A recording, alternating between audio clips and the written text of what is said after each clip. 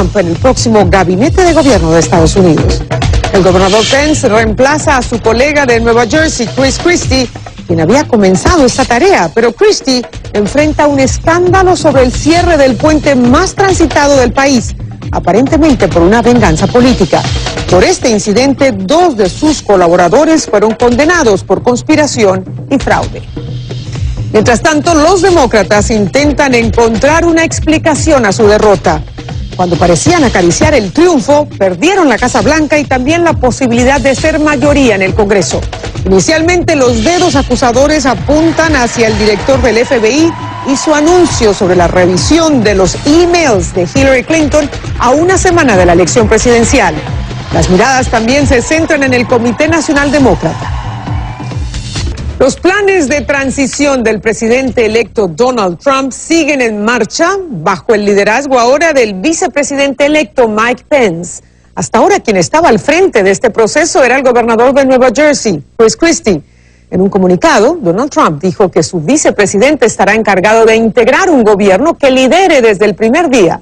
En Nueva York, frente a la Torre Trump, se encuentra Gustavo Valdés, nuestro enviado especial. Gustavo, y sabemos que ya el presidente concedió una entrevista y dijo estar dispuesto no a anular totalmente el Obamacare, pero a hacer algunas modificaciones. Cuéntame qué más se sabe sobre el proceso de transición y lo último que ha dicho Trump. Así es, buenas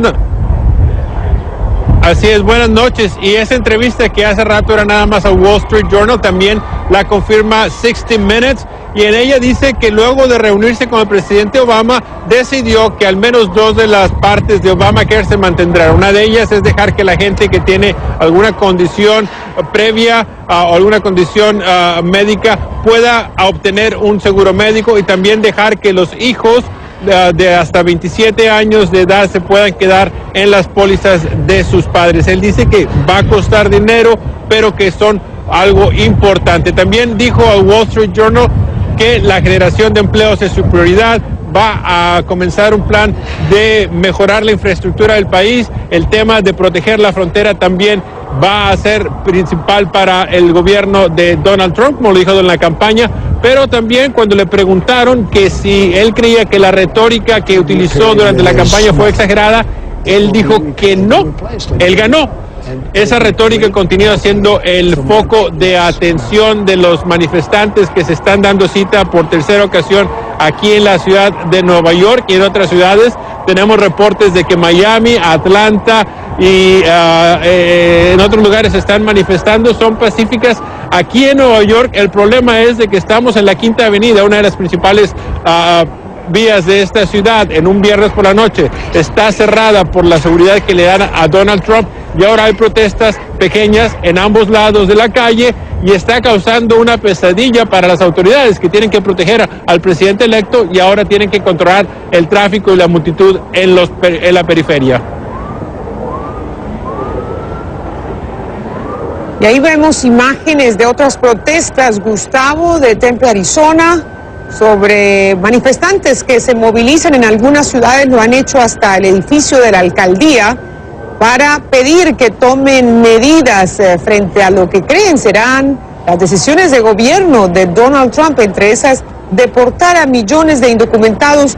Muchos de los manifestantes que integran estas protestas son inmigrantes, especialmente latinos, mexicanos, y bueno, ya durante la campaña Donald Trump había advertido que primero deportaría a todos los indocumentados, más de 11 millones de indocumentados en Estados Unidos, y después matizó esta posición al decir que solo deportaría a los indocumentados que tuviesen antecedentes criminales. Todavía el presidente electo no se ha referido de lleno a este tema, no ha ofrecido detalles en las 2 entrevistas que ha concedido desde su elección como el sucesor de Barack Obama. Me imagino que allí en Nueva York, Gustavo, es todo un desafío mantener la seguridad del edificio, porque pues allí reside Donald Trump, desde allí trabaja también, allí concede entrevistas y ahora, bueno, es el centro de protestas.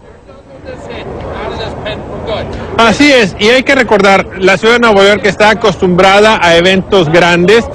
Cada año es la Asamblea General de las Naciones Unidas que recibe a dignatarios de todo el mundo. Un policía con el que platicaba más temprano me decía que el año pasado tuvieron la Asamblea General y la visita del Papa. El problema es de que Donald Trump, siendo el presidente electo, lo tienen que proteger como si fuera el presidente. Las medidas de seguridad son más elevadas y además de que no va a ser un día, 2 días, 2 semanas, es hasta enero cuando él se mude a Washington y tome posesión de la Casa Blanca. Entonces el reto es el balance de cómo mantener esta ciudad, en la ciudad de mayor población en el país, en el área de mayor índice turístico de la ciudad. Estamos a una cuadra de Central Park. Fifth Avenue es donde están todas las tiendas famosas. A mi espalda está Gucci, Louis Vuitton, está Tiffany. Si le seguimos para allá, está Broadway. Así es de que es un área bastante importante, una pesadilla para la seguridad. Una pesadilla, especialmente porque tengo entendido que el hall principal del Trump Tower es un lugar público donde hay tiendas y demás, donde hay mucho movimiento. Así que me imagino que la situación es todavía un desafío mayor. Gracias, Gustavo. Gustavo Valdés allí en Nueva York, en Manhattan.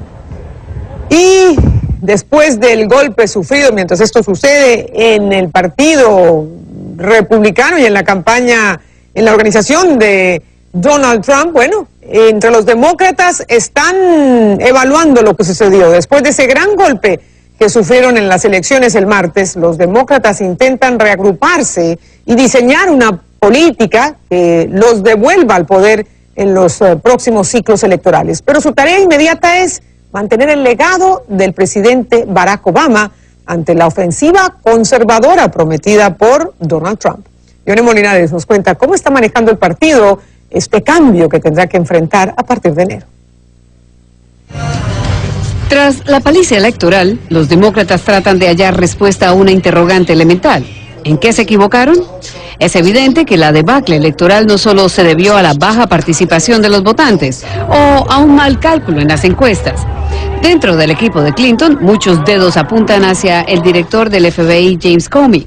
Asesores de la demócrata están convencidos de que su anuncio sobre la revisión de unos correos relacionados con la investigación sobre el servidor privado que usó la exsecretaria de Estado selló su infausto destino.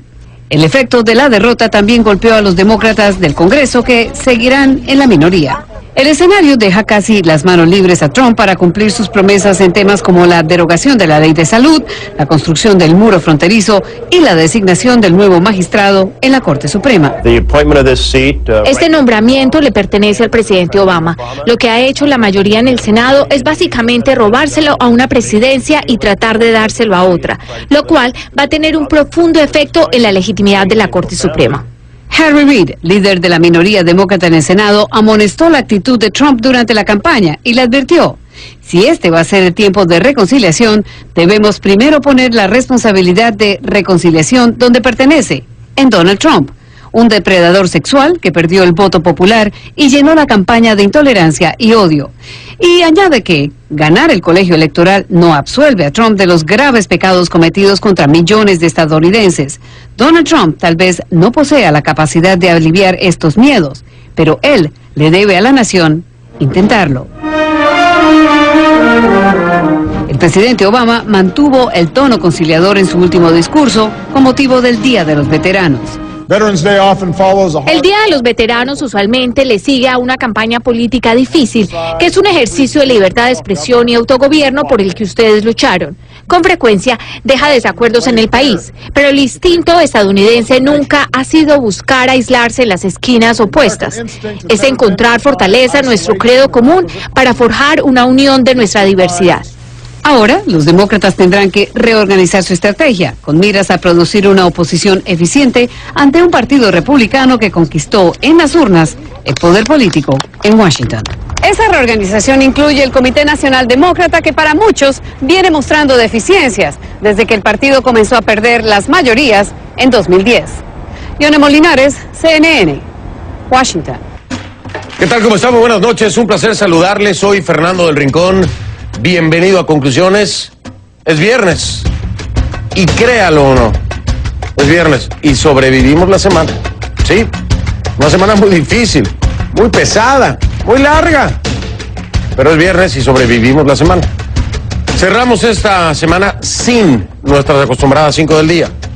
¿Por qué? Bueno, porque continuamos en esta cobertura especial, en este análisis especial, segmento por segmento, tema por tema, sobre el presidente electo Donald Trump y sus propuestas, sus planes.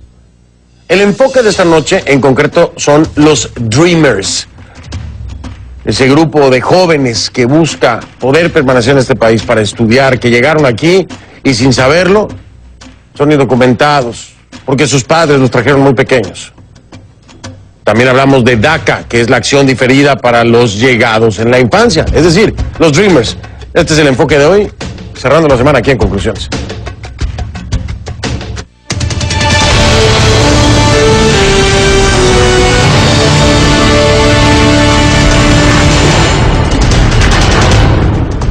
Pero antes le tengo que reportar la tercera noche de protestas anti-Trump en varias ciudades de los Estados Unidos.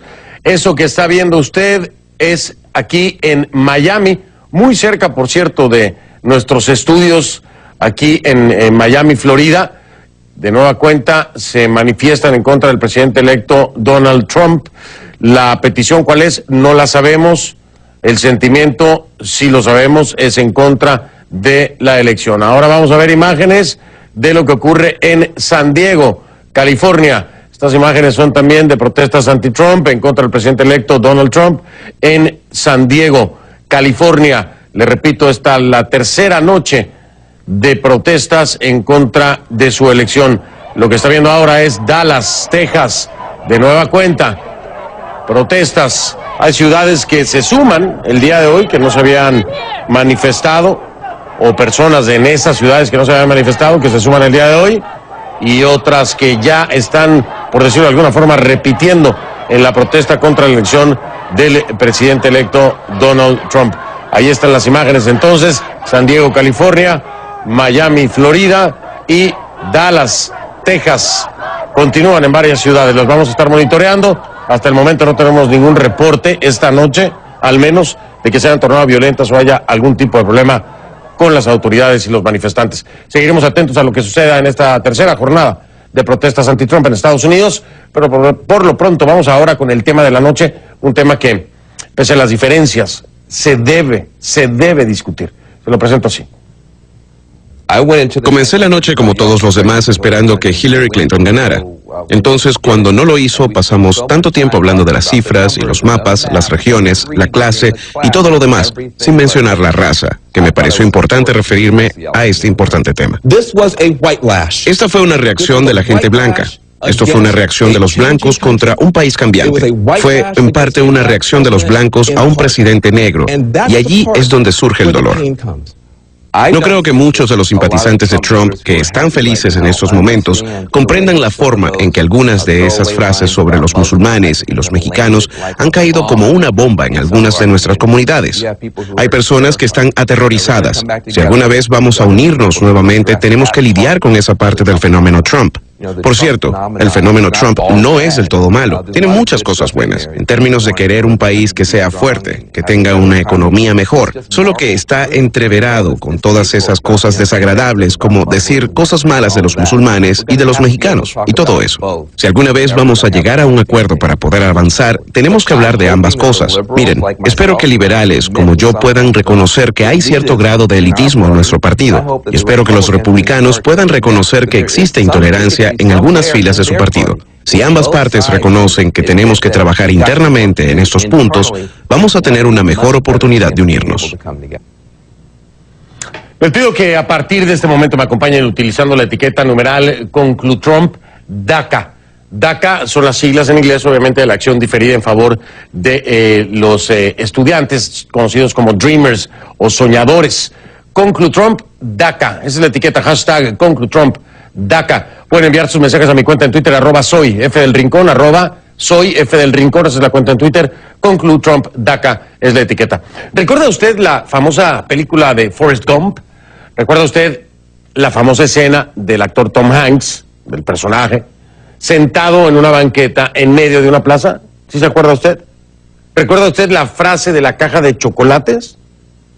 ¿No? Bueno, se la muestro para que estemos en la misma página y de ahí partimos. My mom always said life was like a box of chocolates. You never know what you're gonna get.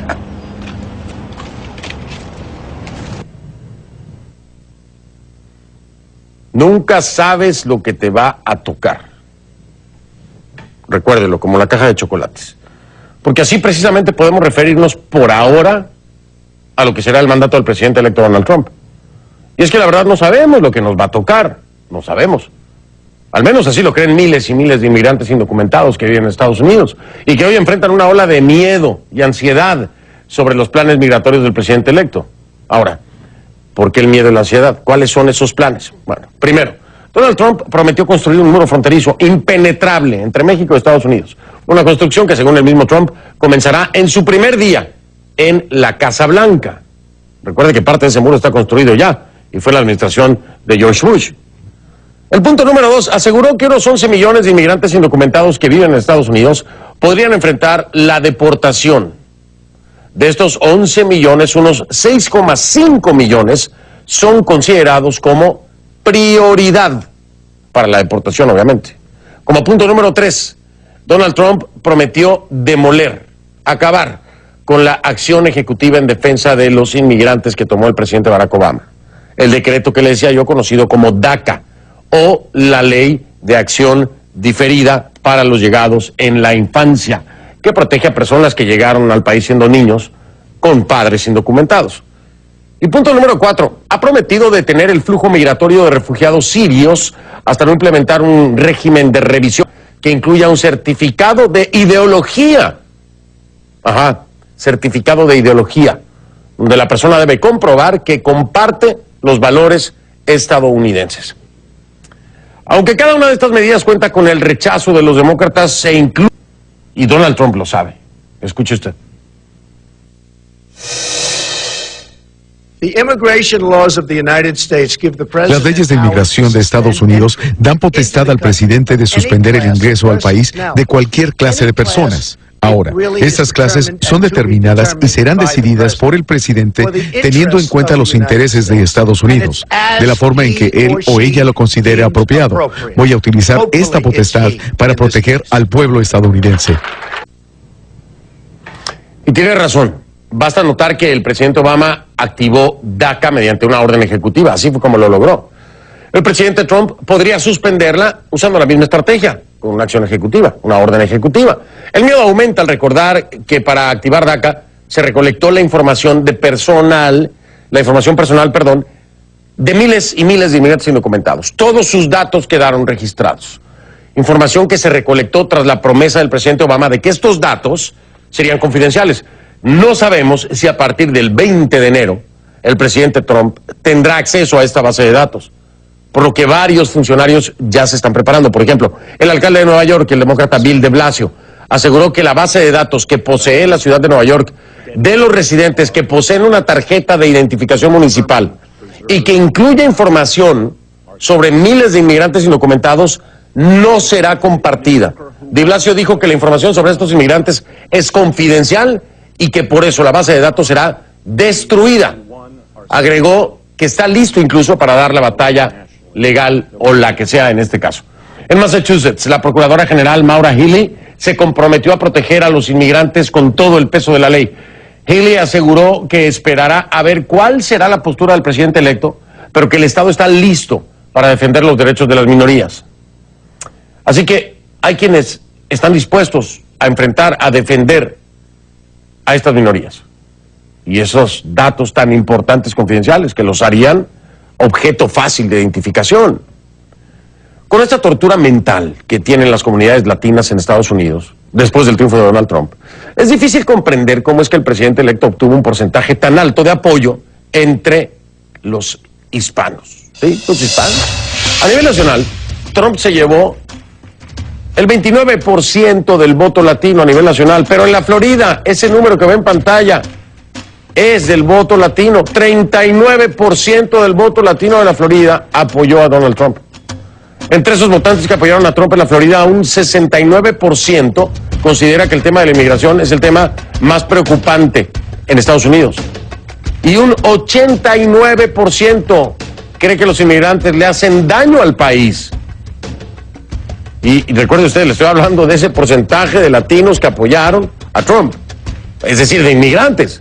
Irónico y contradictorio, pero sí, el 89% cree que los inmigrantes le hacen daño al país. Y el 92% cree que los inmigrantes indocumentados deben ser deportados. Ahora, yo también les tengo cifras interesantes.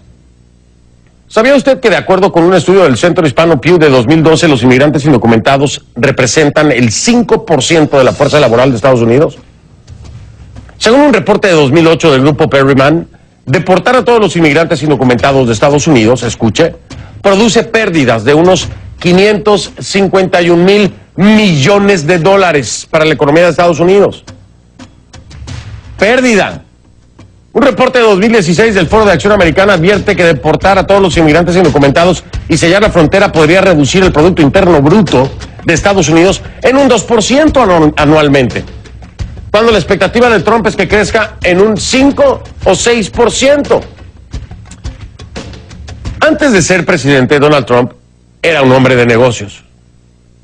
La pregunta es, ¿tomará en cuenta la matemática? Ahí está clara la matemática. ¿Se dará cuenta del daño que le podría hacer a este país con deportaciones masivas y separaciones familiares? Yo no lo sé. ¿Usted lo sabe? Por eso le decía al principio, Donald Trump es como la caja de chocolates. No sabemos qué nos va a tocar.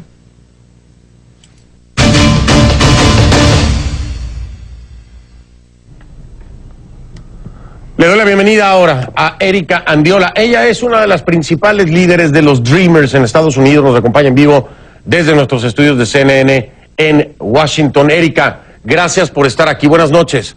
Muchas gracias por la invitación, Fernando. Muchísimas gracias, Erika. Te levantas, cuéntame cómo fue. Te levantas el miércoles, bueno, no sé si dormiste, pero si dormiste algo. Te levantas el miércoles por la mañana, ves el resultado de la elección. Es Donald Trump el presidente electo. ¿Qué fue lo primero que pensaste? La verdad que estaba en shock. Yo creo que con muchísimas personas, no sé si fue una pesadilla, porque pues me quedé hasta las 3, 4 de la mañana despierta viendo todos los resultados, ¿no? Y creo que el día siguiente, honestamente, pensé que tal vez había pasado algún tipo de pesadilla en mi sueño, pero prendí la tele y pues resulta que sí, el próximo presidente de este país es una persona con bastante odio en su corazón y pues vamos a ver, ¿no? Yo creo que todos estamos en shock, pero pues nada, listos para unirnos y ver cómo vamos a podernos proteger unos a los otros como indocumentados. Interesante lo que me dices, Erika, la protección. Todo el mundo se siente expuesto en ese sentido. Cuando hablo de todo el mundo, hablo de inmigrantes, hablo de padres de inmigrantes indocumentados, hablo de Dreamers. Es decir, todo este sector de la población se siente desprotegido. Buscan protegerse. En la opinión general de los analistas, como tú lo sabes, esta propuesta de acabar con DACA era parte de la campaña de Donald Trump. Es decir, una de las piedras angulares junto al tema de inmigración. Y podría ser uno de los primeros actos a realizarse porque sería el más fácil. Con una orden ejecutiva podría echarlo para atrás. ¿Cómo defenderse ante eso? No, mira, es una realidad, ¿no? Y para muchos de nosotros estamos bien acostumbrados a decir todo va a estar bien, vamos a luchar, y la realidad es de que ahorita muchos de nosotros sí tenemos este miedo. O sea, yo misma tengo el miedo, obviamente voy a perder mi DACA si esto llegara a pasar, mi propia madre está en proceso de deportación, entonces hay miedo en nuestra comunidad y tenemos que entender eso, tenemos que encontrar una forma de tener un mecanismo pues nada, ¿no? De poder tener esos sentimientos, pero a la misma vez encontrar la forma de unirnos como comunidad. Yo vengo también de Arizona, pasamos por mucho de esto en el 2010 con la SB 1070, una de las peores leyes antiinmigrantes de este país. Y encontramos una forma también de proteger, más bien de educar a la comunidad en sus propios derechos civiles, en educar a por ejemplo, los soñadores ahorita, ¿no? De que no funciona de la manera que dice Trump, no nada más agarras a muchísima gente, las pones en un bus y los mandas a su país de origen. Hay también leyes de migración que tienes que pasar por un proceso, si es que llegara a pasar eso, que tenemos que educarnos todos, ¿no? Y como activistas, como líderes en el movimiento de los inmigrantes, nos estamos preparando para tener esos recursos información para la comunidad si es que llegara a pasar esto. Si es que llegara a pasar esto, dime tu sentir en las pláticas, en las calles, ¿a qué nivel de preocupación es que se encuentran los Dreamers y sus familiares? Hay muchas personas que incluso están pensando en irse del país de inmediato, antes de quedarse a enfrentar, antes de arriesgarse a lo que pueda venir. Este es un pensamiento, Erika, que si estás de acuerdo conmigo, no se había dado antes. Es decir, se llegaba a un nivel de preocupación, sobre todo cuando estaba el estilo de afloje, para ver si DACA se podía aplicar o no se iba a aplicar, si se iban a ver beneficiados. Pero no se pensaba en irse mañana mismo del país. Hoy por hoy. Claro. Ese es el pensamiento de muchos. Sí, o sea, imagínate, ¿no? Somos más de 700,000 jóvenes que empezamos una vida diferente. Agarramos trabajos legalmente, compramos casas, compramos carros, muchos de nosotros ya tenemos aseguranza, ¿no? Médica por parte de nuestro trabajo, y obviamente se va a sentir muy diferente tener todo lo que habías peleado y de repente perderlo. O sea, hay muchísimo miedo, como te digo, muchísima preocupación, cosas tan técnicas como cómo le voy a hacer para poder tener el carro que compré, ¿verdad? Y como te digo, ¿no? O sea, ahorita la cuestión es de encontrar la forma como comunidad de unirnos a organizaciones, de unirnos a líderes comunitarios, donde podamos tener la información correcta para este tipo de preguntas. No las tenemos todas las respuestas, pero yo pienso que como comunidad realmente podemos encontrar mecanismos para poder tener esa resistencia, ¿no? Y personas que quieren irse, la verdad que no los culpo. Yo creo que ahorita todos estamos tratando de ver cómo mejor proteger a nuestras familias, pero a la vez yo les invito a la comunidad a que nos unamos y que poco a poco, como te digo, yo vengo de Arizona, hemos pasado por cosas similares como estado, y pues, ¿qué crees? Que el otro día en las elecciones pasó algo increíble en Arizona. Pudimos sacar a Joe Arpaio, que es uno de los peores sheriffs que ha realmente hecho daño en nuestra comunidad, ¿no? Y tomó mucha lucha, mucha unidad y mucha resistencia de la comunidad. Sí, de hecho, recuerdo muy bien, porque hice un trabajo documental precisamente cuando el tema de la SB 1070, cuando estaba la gobernadora Jan Brewer, todo lo que estaba haciendo el ex sheriff Joe Arpaio, fue un tema sumamente intenso, y descubrí que había de hecho el documental se llamaba White America, The Other White America, la otra América blanca. Había un grupo que los apoyaba mucho, tú misma lo viviste allá, un grupo de jóvenes estadounidenses blancos que apoyaban a los inmigrantes indocumentados y estaban en contra de la SB 1070. ¿Crees que vaya a existir este sector y se vaya a sumar a la defensa de ustedes en esta ocasión? No, absolutamente. Yo creo que ahorita tenemos un país dividido. Es un país que hay personas, pues claro, de color blanco, muchos hombres blancos, personas de bajos recursos que se sentían que tal vez una persona como Trump los iba a ayudar, ¿no? Pero también hay otro sector de personas más progresistas, ¿no? De ideas de izquierda, o personas que realmente no votaron por Trump, o que no conocen a una persona indocumentada, o que sí los conocen y quieren ayudar y realmente unirse, ¿no? Entonces, como te digo, una de las cosas más para mí que me impactó muchísimo de Arizona, de salir de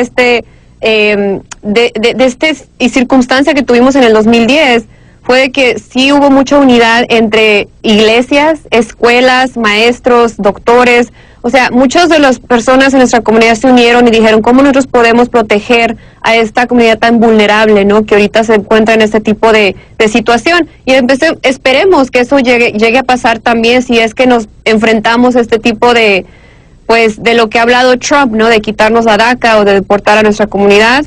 Encontrar esas iglesias que están dispuestas a abrir sus puertas para santuario. Y también muy, muy importante, encontrar líderes locales, como ahorita lo vimos de Blasio y algunos otros, ¿no? Que tengan formas de proteger a la comunidad a nivel local también. Sí, es cierto, estamos escuchando ya las primeras voces que al menos en la protección de la información están dispuestos a dar la batalla hasta donde se tenga que dar. Erika, vamos a estar muy al pendiente, la puerta de conclusiones está abierta siempre para hablar con ustedes. Y bueno, voy a marcar una pausa. No me estoy regreso con Erika Andiola, una de las principales líderes de los Dreamers aquí en los Estados Unidos, desde Washington, en nuestros estudios de CNN. Erika, aquí hay un tema muy importante. Fíjate que el día de ayer yo estaba hablando con un senador del Partido de la Revolución Democrática, del PRD, y hablaba de tomar ciertas medidas o iniciativas de ley para poder impedir muchas cosas, ¿no? Como la construcción del muro, en fin, otras cosas más. Yo te pregunto aquí, la lucha de ustedes es aquí adentro y la han hecho aquí adentro y han buscado que aquí adentro se les den opciones como el DACA y ahora habrá que defender lo mismo con Donald Trump. Pero ¿no crees tú que los gobiernos de nuestros países deben también tomar cartas en el asunto para protegerlos a ustedes? Finalmente, sus padres son ciudadanos de estos países como México. Claro. Mira, para mí una de las cosas que me preocupa ahorita, que definitivamente vamos a tener que encontrar una forma de hablar con el gobierno mexicano y de otros países donde muchos de nosotros venimos, es de que muchísimas personas tal vez vayan a querer regresar a los países de origen. Hay personas, la verdad es que pues prefieren regresar y está bien, ¿no? O sea, si hacen esa decisión, pero nuestros países tienen que estar listos para eso. Desgraciadamente hace poquito, más o menos un año, regresé a México después de 18 años que no pude haber ido, y lo que encontré es de que no necesariamente hay los recursos que se necesitan, por ejemplo, para jóvenes que regresan a la escuela, que son bilingües, pero que no son muy buenos en español. Ahí no hay muchos recursos para familias que están tratando de regresar y volver a hacer sus vidas, ¿no? en sus países de origen. Yo creo que ese es un ejemplo de muchas de las cosas que puede hacer nuestros propios países. Yo soy mexicana, ¿no? Y espero que el gobierno también esté pensando en ese tipo de pues no sé, ¿no? Si hay legislación, si hay cosas que se pueden hacer. Yo no conozco mucho del gobierno de México, desgraciadamente, pero yo creo que es importante ya empezar a pensar en todos ese tipos de recursos que se tienen que empezar a tomar en cuenta. Sí, bueno, para hablar yo también soy mexicano, para hablar del gobierno de México, digo, para conocer un poco el gobierno de México, el presidente Enrique Peña Nieto invitó a Donald Trump al país, ¿no? Ese sería uno de los primeros ejemplos uno de los primeros ejemplos o referencias que te puedo dar. Y me imagino que tú estás clara con eso, ¿no? Pero de entrada decirte, Erika, que en este sentido, el hablar o pensar que serían alrededor de, pues no sé cuántos finalmente hayan calificado, no tengo la cifra, pero eran alrededor de 900,000 Dreamers los que podrían calificar en el momento en que DACA entró en vigor, pues no se tiene la infraestructura. Creo que ya, aun que sea por defensa personal, vamos a hablar en términos futbolísticos, el gobierno mexicano debería buscar la forma de que se pudiera mantener el DACA, ¿no lo crees? Porque no está listo México para recibirlos. No, definitivamente, o sea, honestamente no sé exactamente qué tanto puede hacer el gobierno de México para poder prevenir este tipo de pues, lo que pudiera pasar con la DACA. Si hay algo que se pudiera hacer, definitivamente vamos a empujar para eso, ¿no? Pero yo creo que para nosotros ahorita estamos tratando yo creo que todavía estamos un poquito en un shock, pero también estamos tratando de ver cómo cambia la estrategia. Es una estrategia totalmente diferente tratar de empujar a un presidente demócrata o empujar a una persona que realmente corrió en una plataforma de odio, ¿no? Contra nuestra comunidad inmigrante. Entonces, estamos honestamente ahorita teniendo esas conversaciones. Pues esperemos que las conversaciones surtan efecto, ¿no? Vamos a estar muy pendiente. Sí, va a tomar tiempo, claro que va a tomar tiempo. Bueno, primero hay que ver, definir qué es lo que va a pasar, o sea, cuál va a ser el intento por parte de Donald Trump, si va a seguir o no con lo que dijo en campaña, y después entonces habrá que darle el seguimiento necesario. Por lo pronto, Erika, las puertas abiertas siempre. Agradecerte la paciencia, gracias. Pero bueno, te llevaste el resto del programa. Muchísimas gracias, Erika. No, gracias a ustedes por invitarme. Gracias a ti. Estamos muy al pendiente y en contacto. Vamos ahora a seguir con esto, porque la campaña electoral acaba de concluir, ¿cierto? La elección del martes pasado, ¿no? Donald Trump, el presidente electo, número 45 de Estados Unidos. En conclusiones, pudimos seguir paso a paso todo el proceso que llevó al controversial magnate de Nueva York a la presidencia, a pesar de que el resultado final, y esto es una realidad, le dio la mayoría del voto popular a Hillary Clinton. Esto es una realidad. Sin embargo, por el sistema, el colegio electoral le dio el triunfo a Donald Trump. Esto es un dato interesante, es un dato curioso. Hay que ponerlo sobre la mesa. En conclusiones, y en CNN le seguimos la huella a esta desgastante y controversial campaña que llegó a su fin. Lo que viene aún no lo sabemos. Por lo pronto le tengo aquí lo vio, especial, que habla por sí solo.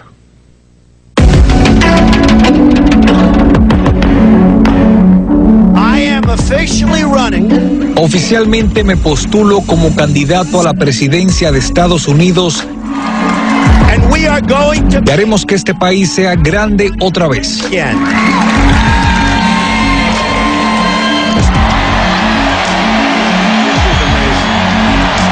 This is amazing. Unbelievable. Thank you very much.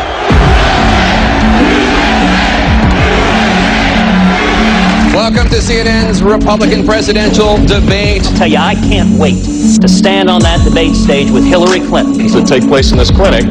Not honor that agreement and will destroy it. Mientras el campo siga dividido, la senda hacia la nominación de Donald Trump es más probable. Y eso sería un desastre para los republicanos.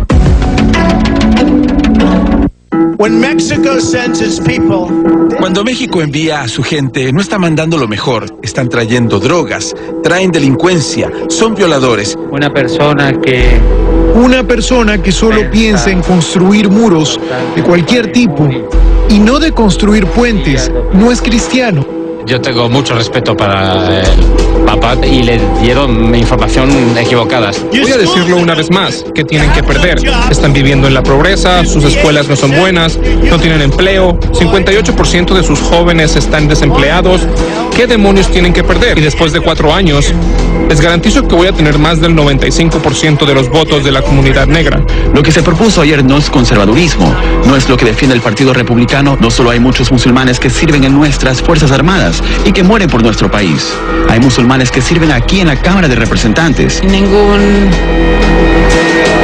diario es más corrupto que el New York Times. The press should be ashamed of themselves. By the way, the world's most dishonest people are back there. Look at all the cameras go. Disgusting reporters, horrible people. Some are nice. The events. Esos eventos nunca ocurrieron. Never. Todas esas mentirosas serán demandadas luego de las elecciones. El pueblo estadounidense nunca va a elegir a un presidente que insulte a los mexicanos, que insulte a los musulmanes, que insulte a las mujeres, que insulte a los de raza negra. I humbly and gratefully accept your nomination for the presidency of the United States.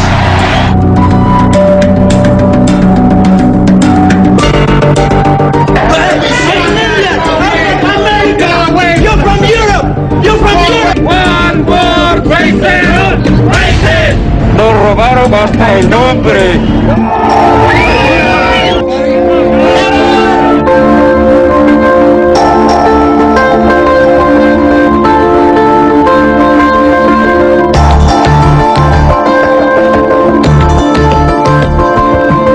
Ha sido lo que llaman un evento histórico, pero para que sea realmente histórico tenemos que hacer un gran trabajo. Estoy muy emocionado de ser su próximo presidente.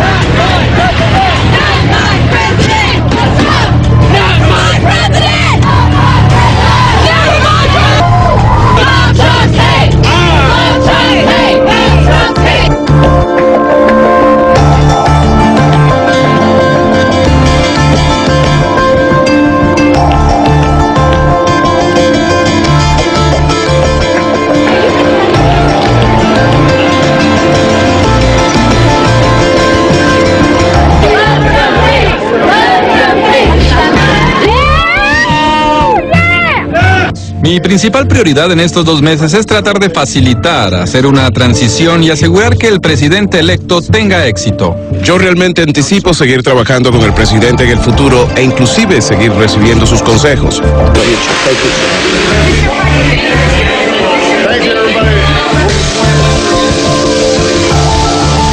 Realmente vamos a hacer cosas espectaculares para el pueblo de Estados Unidos y vamos a hacerlo lo más rápido posible. Hemos tenido una excelente reunión, muy detallada.